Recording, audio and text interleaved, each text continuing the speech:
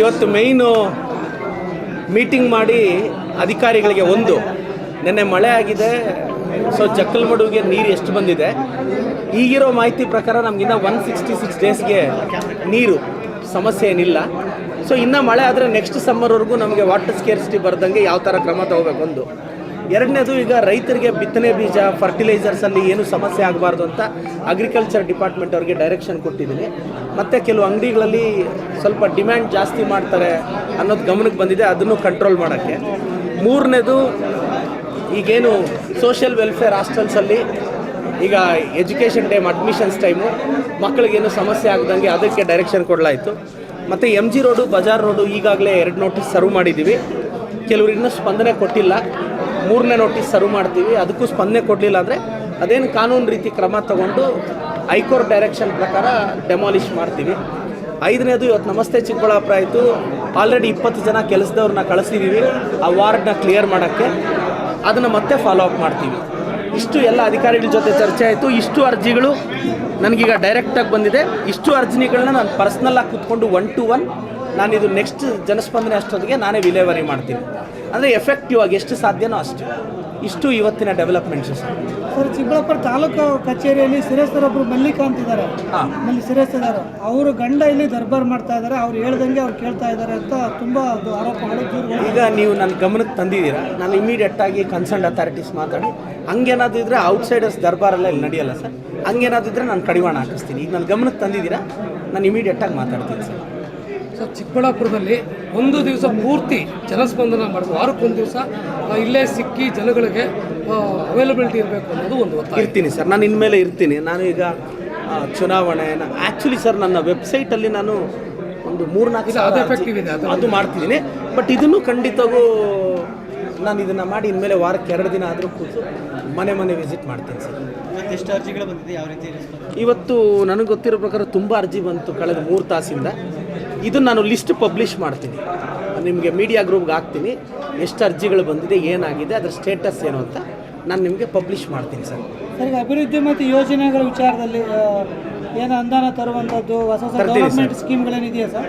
Sir, ನನಗೆ ಈಗ ಸರ್ಕಾರದಲ್ಲಿ ನಾನು ರಿಕ್ವೆಸ್ಟ್ ಮಾಡಿದ್ದೀನಿ, ನನಗೆ ಟೌನಲ್ಲಿ ಒಂದು ವೇಸ್ಟ್ ಮ್ಯಾನೇಜ್ಮೆಂಟ್ ಹೆಂಗೆ ನಿರ್ವಹಣೆ ಮಾಡಬೇಕು, ಟೌನಲ್ಲಿ ಪ್ರತಿ ವಾರ್ಡ್ ಹೇಗೆ ಡೆವಲಪ್ ಮಾಡಬೇಕು. ಈಗ UGDಗೆ ಆಲ್ರೆಡಿ ನಾನು 30 ಕೋಟಿ ತಂದಿದ್ದೀನಿ, ಬಟ್ ನಮ್ಗೆ 74 ಕೋಟಿ ಬೇಕು.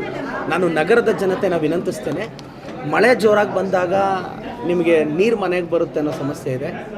74 ಕೋಟಿ ಬೇಕು UGDಗೆ. ಈಗ ನಾನು ಸರ್ಕಾರದಲ್ಲಿ ಕಷ್ಟಪಟ್ಟು 30 ಕೋಟಿ ತಂದಿದ್ದೀನಿ, ಇನ್ನೂ 44 ಕೋಟಿ ತಂದು ಅದು ಇಂಪ್ಲಿಮೆಂಟ್ ಆದಮೇಲೆ ಟೌನಲ್ಲಿ UGD ಸಮಸ್ಯೆ ಇರಲ್ಲ. ಇದಕ್ಕೆ ಕನಿಷ್ಠ 4-5 ವರ್ಷ ಬೇಕು ಅಂತ. ಈಗ 30 ಕೋಟಿ ತಂದಿದ್ದೀನಿ, ಇದು ಕಂಪ್ಲೀಟ್ ಆಗೋಕ್ಕೆ 2 ವರ್ಷ ಬೇಕು. ಸೊ ಆದಷ್ಟು ಈ ನನ್ನ ಟರ್ಮನ್ನು ಏನೆಲ್ಲ ಮಾಡಬೇಕೋ ಬೆಟರ್ ನಾನು ಮಾಡ್ತೀನಿ. ಹೊಸ ಯೋಜನೆಗಳು ತರ್ತೀನಿ, ನನ್ನದೇ ಆದ ಕನಸುಗಳಿದೆ, ಕಲ್ಪನೆಗಳಿದೆ, ಸರ್ಕಾರದ ಮುಂದೆ ಇಡ್ತೀನಿ.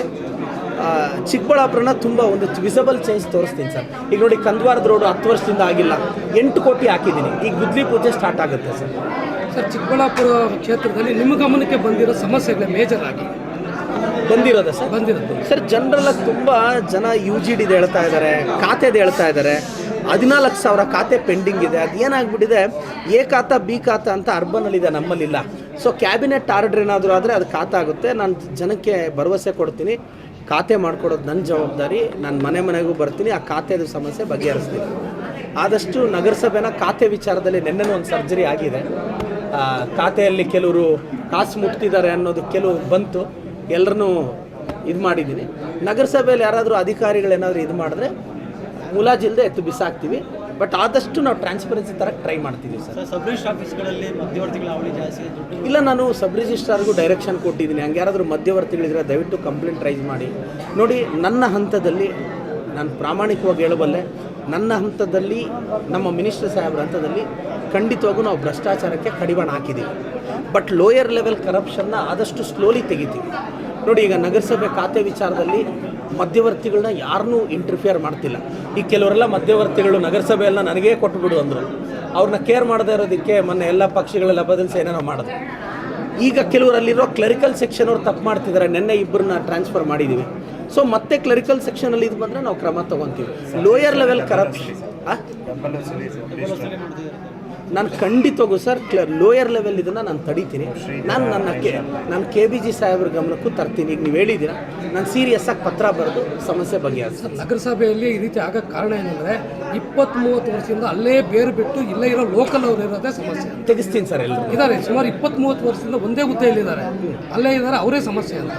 ತೆಗಿಸ್ತೀನಿ ಸರ್. ನೀವು ನನ್ನ ಗಮನಕ್ಕೆ ತಂದಿದ್ದೀರಾ, ಅವ್ರನ್ನೆಲ್ಲ ಆದಷ್ಟು ಬೇಗ ಟ್ರಾನ್ಸ್ಫರ್ ಮಾಡಿ. ಸರ್ ಈಗ ಆಂಬುಲೆನ್ಸ್ ಸಮಸ್ಯೆ ಇದೆ, ನಿಮ್ಮನ್ನು ತಿಳಿಸಿದ ಮೇಲೆ ಸಮಸ್ಯೆ ಇಲ್ಲ ನೋಡಿ, ಈಗ ಅದೇನಾಯ್ತು ಸರ್, ಈಗ ಆಂಬುಲೆನ್ಸ್ ಏನಾಗಿತ್ತು, ಅಮ್ಮ ಆಂಬುಲೆನ್ಸ್ ಕೋಡ್ ಆಫ್ ಕಂಡಕ್ಟ್ ಏನಾಗುತ್ತೆ, ಕೋಡ್ ಆಫ್ ಕಂಡಕ್ಟ್ ಇತ್ತು. ನಾವು ಪ್ರಯತ್ನ ಪಟ್ಟು DC ಅವ್ರಿಗೆ ಲೆಟರ್ ಕೊಟ್ವಿ, ಆದರೆ ಕೆಲವರು ಕಂಪ್ಲೇಂಟ್ ಬರೆದಿದ್ರು ಆಂಬುಲೆನ್ಸು ವೋಟರ್ಸ್ ಮೇಲೆ ಇಂಪ್ಯಾಕ್ಟ್ ಮಾಡುತ್ತೆ ಅನ್ನೋ ಕಾರಣಕ್ಕೆ. ಅದಕ್ಕೆ ನಿಲ್ಲಿಸಿದ್ವಿ. ನೋಡಿ, ಇವತ್ತಿಂದ ಆ್ಯಕ್ಟಿವೇಟ್ ಆಗಿದೆ. ಆಲ್ರೆಡಿ ಆಂಬುಲೆನ್ಸ್ ಈಗ ಸ್ಟಾರ್ಟ್ ಆಗಿದೆ. ಇವತ್ತಿಂದ ಚಿಕ್ಕಬಳ್ಳಾಪುರದ ಜನತೆ ಆಂಬುಲೆನ್ಸ್ ಸರ್ವಿಸ್ನ 24/7 ಬಳಸ್ತಾರೆ. ಸರ್, ಚಿಕ್ಕಬಳ್ಳಾಪುರ ಜಿಲ್ಲಾ ಕೇಂದ್ರ ಇದು. ಇಲ್ಲಿ ಒಂದು ಶ್ರದ್ಧಾಂಜಲಿ ವಾಹನ ಇಲ್ಲ ಸರ್. ಈಗ ಅದು ಕರೆಕ್ಟ್ ಸರ್, ನೀವು ಸುಮಾರು ದಿನ ಹೇಳಿದ್ದು. ಅಂತ ಪೆಂಡಿಂಗ್ ಇದೆ. ಸೊ ಇದನ್ನ ಗೌರ್ಮೆಂಟ್ ಹಾಸ್ಪಿಟಲ್ ತೋರಿಸೋಂಥ ಬೋರ್ಡ್ ಕೂಡ ಇಲ್ಲ ಸರ್, ಬೋರ್ಡ್ ಕೂಡ ಹಾಕ್ಸ್ಬೇಕು. ಗೌರ್ಮೆಂಟ್ ಹಾಸ್ಪಿಟಲ್ MG ರೋಡಲ್ಲಿ ಒಳಗಡೆ ಇದೆ ಹಾಸ್ಪಿಟ್ಲಲ್ಲಿ, ಒಂದು ಬೋರ್ಡ್ ಇಲ್ಲ. ಸರ್, ಈಗ ನೀವು ಎರಡೂ ಹೇಳಿದ್ದೀರಾ. ಇವೆರಡೂ ನಾನು ಆದಷ್ಟು ಬೇಗನೆ ಇದು ಮಾಡಿ ಒಂದು ಶ್ರದ್ಧಾಂಜಲಿ ವೆಹಿಕಲ್ ಯಾವ ಥರ ಕೊಡಿಸ್ಬೋದು ಅಂತ ಮಾಡಿ ಕ್ರಮ ತಗೊತೀನಿ ಸರ್. ಸರ್ಕಾರದಲ್ಲಿ ಪ್ರಾವಿಷನ್ ಇದ್ದರೆ ಕೊಡಿಸ್ತೀನಿ, ಇಲ್ಲಾಂದರೆ ನನ್ನ ದುಡ್ಡಲ್ಲೇ ಕೊಡಿಸಿ ಇಮಿಡಿಯೇಟ್. ಕೆಟ್ಟು ನಿಂತಿರೋ ಶ್ರದ್ಧಾಂಜಲಿ ಆಂಬುಲೆನ್ಸ್ ಅಲ್ಲೇ ಇದೆ, ಆಲ್ರೆಡಿ ಇದೆಯಾ ಒಂದು ಮೊದಲು ಒಂದಿತ್ತು, ಅದನ್ನೆಲ್ಲ ಕೂಡ ಉಪಯೋಗಿಸ್ತಾ ಇಲ್ಲ, ಅದನ್ನೆಲ್ಲ waste ಇದ್ರೆ ರೆಡಿ ಮಾಡಿಸ್ತೀನಿ ಸರ್. ಈಗ ನನಗೆ ಹೇಳಿದರೆ ಇದು ಮುಂದಿನ ಪ್ರೆಸ್ ಮೀಟಲ್ಲಿ ನಾನು ರಿಯಾಕ್ಟ್ ಮಾಡ್ತೀನಿ ಸರ್. ಓಕೆನಾ? Thank you sir.